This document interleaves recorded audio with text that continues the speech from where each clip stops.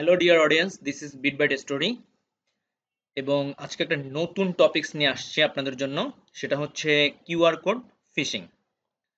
আজকে আমরা এই লেসনে মূলত কতগুলো জিনিস নিয়ে আলোচনা করব, যার কেন্দ্রবিন্দু থাকবে কিউআর কোড ফিশিং।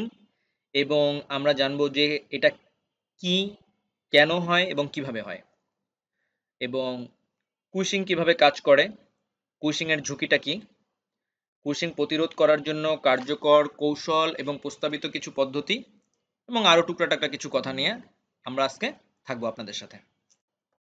তো চলুন শুরু করি। কুইক রেসপন্স কোড বা সংক্ষেপে বলা হয় কিউআর কোড। আমরা যখন দেখা গেল যে কোনো কিছু কিনতে যাই বাজারে, বর্তমানে ডিপার্টমেন্টাল শপগুলোতে থাকে, অথবা যখন দেখা যায় আমরা বিকাশ করতে যাই, নগদ করতে যাই, তখন হুট করে আমাদের দোকানদার বলে যে কিউআর কোড আছে। তো আমরা যেটা করি, মোবাইলের কিউআর কোড স্ক্যানার আছে, ওইটা কিউআর কোডের উপর ধরি, সাথে সাথে যেটা হয় যে পেমেন্ট অপশনে চলে যায়, আমাদের আর কষ্ট করে নাম্বার টাইপ করতে হয় না এবং আমরা পেমেন্ট করে ফেলি। এটাই মূলত ঘটে। তো এই কিউআর কোডটা এত জনপ্রিয় কেন মানুষের মাঝখানে? জনপ্রিয় হচ্ছে এই জন্য যে আপনাকে যখন দেখা গেল যে কোনো একটা লিঙ্কে প্রবেশ করতে বলা হয়, অথবা দেখা গেল যে কোনো একটা নাম্বারে পেমেন্ট করতে বলা হয়, তো আমরা বাঙালিরা তো আসলে ধৈর্যহীন খুব বেশি, তাড়াহুড়া করি বেশি, আমরা সবকিছু খুব ফাস্ট চাই। তখন আমরা এই কিউআর কোডটা ব্যবহার করি। ওই যে নাম্বার টেপাটেপির কিংবা হচ্ছে ইউআরএল এর লিঙ্ক টাইপ করা, এই ঝামেলাগুলো আর থাকে না। তো দেখা গেল যে মানি ট্রান্সফার হোক, অনলাইন পেমেন্ট হোক, ব্যবসায়িক লেনদেন হোক, যদি ফাস্ট করতে চাই তখন আমরা কিউআর কোড ব্যবহার করি। এই কিউআর কোডকে হ্যাকাররা কাজে লাগায় কিভাবে? ফিশিং করে। ফিশিং মূলত কি? যে আপনি একটা ফেক লিঙ্কে ক্লিক করতেছেন, ক্লিক করার পর সাথে সাথে আপনি কম্প্রোমাইজড হয়ে যাচ্ছেন। আর এই জিনিসটা তো আপনি জানেন যে লিঙ্কে ক্লিক করা যাবে না, ফিশিং লিঙ্ক আছে। তো যখন হ্যাকাররা উদ্ভাবনী শক্তি দ্বারা আরো কিছু চিন্তা করলো, তখন তারা চিন্তা করলো এরকম যে কিউআর কোড। কারণ দেখা গেল যে কিউআর কোড ব্যবহারে আমরা অনেকটা অসচেতন, আমরা তাড়াহুড়ো করে কাজ করি, এবং দেখা গেল যে ওই নির্ধারিত লিঙ্কে কোনো লিঙ্কের মাধ্যমে ক্লিক করে না পাঠাইয়া দেখা গেল যে আমরা ওই কিউআর কোডের মাধ্যমে পাঠাই। এইটাই হচ্ছে কিউআর কোড ফিশিং। তো স্ক্যামাররা যেটা করে, এরা হচ্ছে বিভিন্ন মাধ্যমে আপনারা কিউআর কোড পাঠাইতে পারে। কিউআর কোড এরকম না যে আপনি ডিপার্টমেন্টাল শপে দেখলেন অথবা আপনি নগদ বিকাশে করলেন, সেরকমটা না। এটা তো একটা এটা তো একটা কাজ, ওরা তো এটা তো হ্যাকারদের একটা অপশন, স্ক্যামারদের একটা অপশন। দেখা গেল যে আপনি পেমেন্ট করতে যাচ্ছেন স্বপ্নতে, স্বপ্নর যে কিউআর কোড আছে ওইখানে তারা উপর থেকে আস্তে করে তাদের কিউআর কোডটা বসায় দিল। এটাও হতে পারে। কিন্তু মূলত হ্যাকাররা স্মার্টলি কি কাজগুলো করে, তারা হচ্ছে দেখা গেল ইমেইলের মাধ্যমে আপনাকে একটা কিউআর কোড পাঠাইতে পারে, টেক্সট মেসেজের মাধ্যমে পাঠাইতে পারে, সোশ্যাল মিডিয়ার মাধ্যমে পাঠাইতে পারে। আর ওই স্বপ্নের কথা যেরকম বলছি, রেস্টুরেন্টেও এরকম আছে ব্যাপার স্যাপার, যে রেস্টুরেন্টেও কিছু পেমেন্ট অপশন দেখা গেল যে রেস্টুরেন্টে পেমেন্ট অপশন বলতে কি, রেস্টুরেন্টের মালিক হয়তো কিউআর কোড দেয়ই নাই, কিন্তু ওই কিউআর কোডটা এমন জায়গায় লাগানো, যে এমন জায়গায় অ্যাটাচ করা যে মালিকের হয়তো চোখে পড়ে নাই ক্ষণিকের জন্য, এবং তখনই দেখা গেল যে হুট করে যদি পেমেন্ট টেমেন্ট কেউ করে ফেলে তখন একটা ঝামেলা হয়ে যায়। আর একটা ব্যাপার হচ্ছে যে সরাসরি টার্গেটকে একজন হ্যাকার যাকে ভিকটিম বানাইতে চায়, যাকে তার শিকার বানাইতে চায়, তারা সরাসরি স্ক্যান করতে বলে যে ওইখানে একটা কিউআর কোড দেওয়া আছে, আপনি এটা স্ক্যান করেন। তারপর তারা প্রলুব্ধ করে সেই, অথবা দেখা গেল যে তারা বাধ্য করে ওই কিউআর কোড স্ক্যান করতে। এরকম একটা কাজগুলো হয় ক্রিপ্টো এটিএম এর ক্ষেত্রে, অথবা ক্রিপ্টোকারেন্সি বিনিময়ের ক্ষেত্রে। এফবিআই তাদের একটা রিপোর্টে দেখায় যে ক্রিপ্টোকারেন্সি বিনিময়ের ক্ষেত্রে হ্যাকার বা স্ক্যামাররা ক্রিপ্টো এটিএম আর কিউআর কোড ব্যবহার করে পেমেন্ট করতে বলে। এর ফলে যা ঘটার ঘটেই যায় আর কি, যে ঝামেলাগুলো হওয়ার তা হয়েই যায়। আর ক্রিপ্টো এটিএম কি জিনিস, এটা একটু সংক্ষেপে বলি। ক্রিপ্টো এটিএম হচ্ছে আমাদের যে প্রচলিত এটিএম টাকা তোলার জন্য, অথবা দেখা গেল টাকা তোলা অথবা টাকা ডিপোজিট করার জন্য যেমন এটিএম আছে, তেমনি ক্রিপ্টো এটিএম শুধুমাত্র ক্রিপ্টো কারেন্সির জন্য। এগুলো থার্ড পার্টির মাধ্যমে চলে। বিশ্বের কিছু কিছু দেশে এগুলো এখন অনুমোদন লাভ করছে, এবং কিছু কিছু মানুষের কাছে যারা ক্রিপ্টো কারেন্সি নিয়ে লেনদেন করতে চায় তাদের কাছে এটা পপুলার। আমি পরবর্তীতে একটা ভিডিওতে ক্রিপ্টো এটিএম নিয়ে কথা বলবো। তো দেখা গেল যে এই যে ব্যাপারটা বলছিলাম যে প্রেশারাইজ করে টার্গেটকে, টার্গেটকে প্রেশারাইজ করে, লক্ষ্য মানে যাকে ভিকটিম বানানো হবে তাকে প্রেশারাইজ করে। এবং এই প্রেশারাইজটা দেখা গেল যে অনেক সময় এরকম হয় যে টেলিফোনেও কথা বলতেছে, টেলিফোনেও সে ভিকটিমের সাথে কথা বলতেছে, মেসেজের মাধ্যমে কথা বলতেছে, ইমেইলের মাধ্যমে কথা বলতেছে। কথা বলার পর যেটা করে বলে যে আপনার এত তো ঝামেলা করার দরকার নেই, আপনি জাস্ট কিউআর কোডটা স্ক্যান করেন এবং আপনি আমাদেরকে পেমেন্ট করে ফেলেন। এইটা হচ্ছে মেইন সমস্যা যখন কোনো ভিকটিমকে অথবা যখন কোনো শিকারকে হ্যাকার বাধ্য করে। আচ্ছা, আমরা এই ছবিটা একটু দেখি কিউআর কোড ফিশিংটা কিভাবে কাজ করে আর কি। এইখানে একজন হ্যাকার, এই হ্যাকার উনি যেটা করলো সেটা হচ্ছে একটা কিউআর কোড জেনারেট করলো, খুব পোলাইটলি একটা কিউআর কোড জেনারেট করলো। এইবার সে করলো কি, ইমেল অথবা সেলফোন মেসেজ যে কোনো কিছুর থ্রুতে সেন্ড করলো আর কি। ওকে, কার কাছে সেন্ড করলো? ভিকটিম বা টার্গেট বস্তুর কাছে সেন্ড করলো, টার্গেট ব্যক্তির কাছে সেন্ড করলো। টার্গেট ব্যক্তি কিছু না বুঝা সে করলো কি, এই কিউআর কোডটা স্ক্যান করে ফেলাইলো। কিউআর কোডটা স্ক্যান করলো এবং সাথে সাথে সে একটা লিঙ্ক পাবে, নাহলে কোনো কিছু ডাউনলোড করতে বলবে। সে যদি চেক আপটা না করে তার ধাম করে সে তার সমস্ত তথ্য হ্যাকারের কাছে পৌঁছায় দিবে। ব্যাস, ঝামেলা শেষ, তখন যা হওয়ার তাই হয়ে যাবে। তো কিউআর কোড ফিশিং সংক্ষেপে কি? কিউশিং, কুইশিং সরি, কিউশিং না কুইশিং। কিউআর কোড ফিশিং এটা সংক্ষেপে বলা হয় কুইশিং। তো একটা জিনিস তো আমরা এতক্ষণ বলছি যে বিভিন্ন মাধ্যমে এই কুইশিং সংগঠিত হতে পারে। তো হ্যাকাররা কেন করে? হ্যাকাররা মূলত দুটি লক্ষ্য নিয়ে কাজ করে, অনলি দুটি লক্ষ্য তাদের থাকে। তার মধ্যে নাম্বার ওয়ান হচ্ছে আপনার টার্গেটকে মানে ভিকটিমকে কোন একটা ওয়েবসাইটে পাঠিয়ে দিবে এবং বলবে যে আপনি তথ্য পূরণ করেন। আর দ্বিতীয়ত, ভিকটিমকে কোনো ওয়েবসাইটে পাঠাবে না, ডাউনলোড করতে বলবে, ম্যালিসিয়াস কিছু ডাউনলোড করতে বলবে, যেমন পিডিএফ হতে পারে, কোনো ছবি হতে পারে, কোনো সফটওয়্যার হতে পারে, যে কোনো কিছু হতে পারে, এগুলো ডাউনলোড করতে বলবে। দেখেন দুইটা ক্ষেত্রেই কিন্তু সমস্যা। ওয়েবসাইটে পাঠিয়ে দিবে, তথ্য পূরণ করবে, তথ্য সাবমিট দিবে, মানুষ না বুঝা তথ্য চলে যাবে হ্যাকারের সার্ভারে।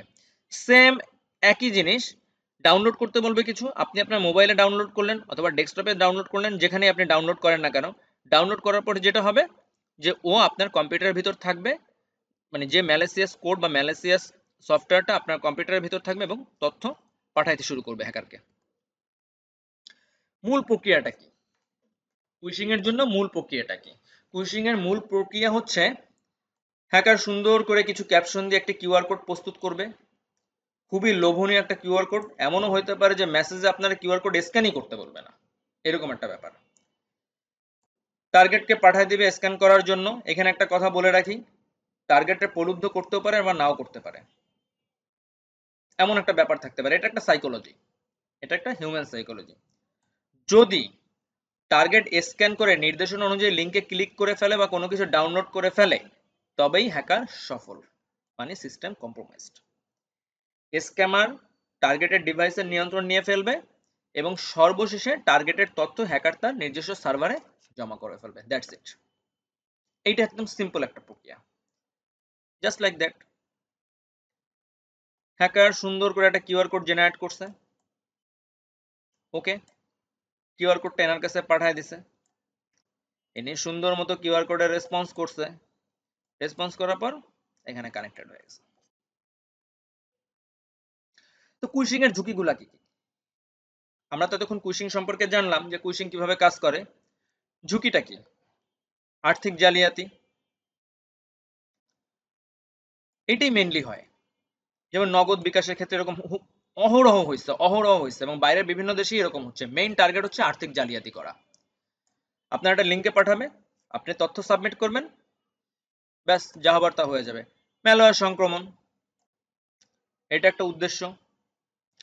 বিশ্বাস ভঙ্গের সমস্যা, যেমন দেখা গেল বিশ্বাস ভঙ্গের সমস্যাটা কি, কোন একটা প্রতিষ্ঠান তার কিউআর কোড জেনারেট করছে, যে আপনি কিউআর কোডের মাধ্যমে পেমেন্ট করেন, তার উদ্দেশ্য হচ্ছে যে আমি কেন আমার কাস্টমারকে এত হ্যাসেল করবো, আমি খুব ইজি করে দিব। কিন্তু কোনো কারণে দেখা গেল যে ওই কিউআর কোডটা ফিশিং হয়ে গেছে, কিউআর কোডটা কম্প্রোমাইজ হয়ে গেছে, সেক্ষেত্রে ওই প্রতিষ্ঠানটা আস্থা হারাবে এবং ওই প্রতিষ্ঠানটা প্রতারক মনে করবে, প্রতিষ্ঠানের ব্যবসা লস হবে, এতে কোনো সন্দেহ নাই। প্রাতিষ্ঠানিক ঝুঁকি ও সম্ভাব্য নিরাপত্তা লঙ্ঘন, এটা জিনিসটা হচ্ছে এমন যে কোনো একটা প্রতিষ্ঠানের কোনো একটা কর্মকর্তা বা কোনো একটা কর্মচারী কি করলো, কুইশিং সমস্যায় পড়লো, কিউআর কোড ফিশিং এ আক্রান্ত হলো, তখন কি হবে? এটা যদি বাইরের মানুষ জানতে পারে, একটা তো ঝামেলা হবেই, সেটা হচ্ছে সুনামের ক্ষতি হবে। কিন্তু তার আগে বলতেছি যে যদি কুইশিং এর শিকার হয় কোনো প্রতিষ্ঠানে কোনো কর্মকর্তা কর্মচারী, তবে অননুমোদিত ব্যক্তি বা হ্যাকার বা স্ক্যামার নেটওয়ার্কে ঢুকবে, সিস্টেমে ঢুকবে, গুরুত্বপূর্ণ ডেটাতে নিয়ন্ত্রণ করবে। সুনামের ক্ষতি তো মাস্ট হবে। আর্থিক ক্ষতি যেমন এইখানে আমরা একটা কথা বলছি কি আর্থিক জালিয়াতি, অর্থ হাতায় নিচ্ছে, কিন্তু এটা আবার আর্থিক ক্ষতি কিরকম, ব্যয় বেড়ে যায়।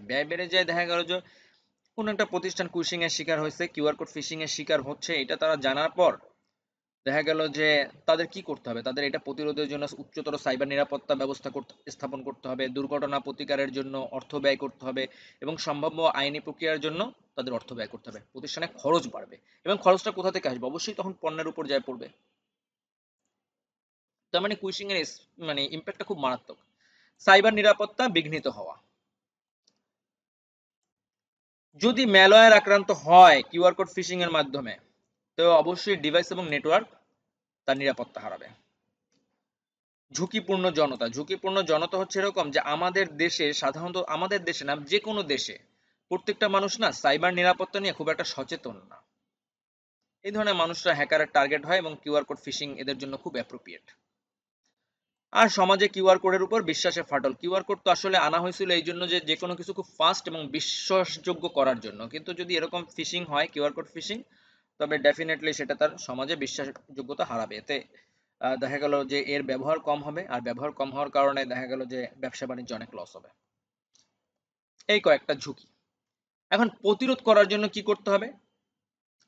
কুইশিং প্রতিরোধ করার জন্য কার্যকর কৌশল এবং প্রস্তাবিত পদ্ধতি। আসলে কি যে এই ধরনের অ্যাটাক খুব মারাত্মক। প্রথমে প্রধান যেটা দরকার সেটা হচ্ছে ব্যবহারকারীর সচেতনতা, কিন্তু এটা আসলে হয় না। দেখা গেল ইয়াং জেনারেশন দেখা গেল যে অতিরিক্ত তাড়াহুড়া করার কারণে ঝামেলাটা করে, আর যারা একটু বয়স্ক মানুষ আছে তারা সাইবার নিরাপত্তা নিয়ে অতটা সচেতন না, যার কারণে ঝামেলাটা হয়ে যায়। এটা একটা ব্যাপার। কিছু মানুষ যারা একটু সচেতন তারাই হয়তো এখান থেকে সেফ থাকতে পারে।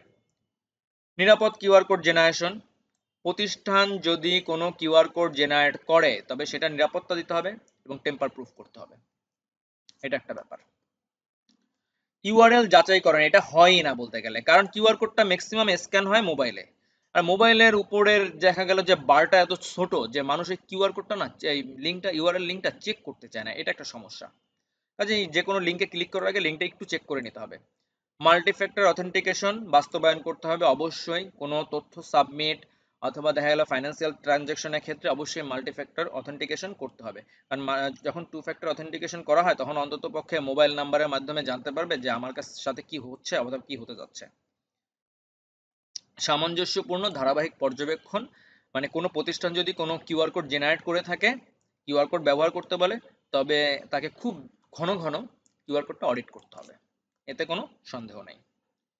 আচ্ছা, এগুলো তো গেল আমি ঝুঁকি নিয়ে আলাপ আলোচনা করলাম, তারপর হচ্ছে যে কিউআর কোড ফিশিং এর ঝুঁকি নিয়ে আলোচনা করলাম, প্লাস হচ্ছে যে আমি এ থেকে দূরে থাকা যায় কিভাবে সেটার কতগুলো পদ্ধতি নিয়ে আলোচনা করলাম। তারপরে কিছু কথা আমি বলি, সেটা হচ্ছে যেমন আমরা বলছি যে ইমেইলের মাধ্যমে কিউআর কোড ফিশিংটা হয়।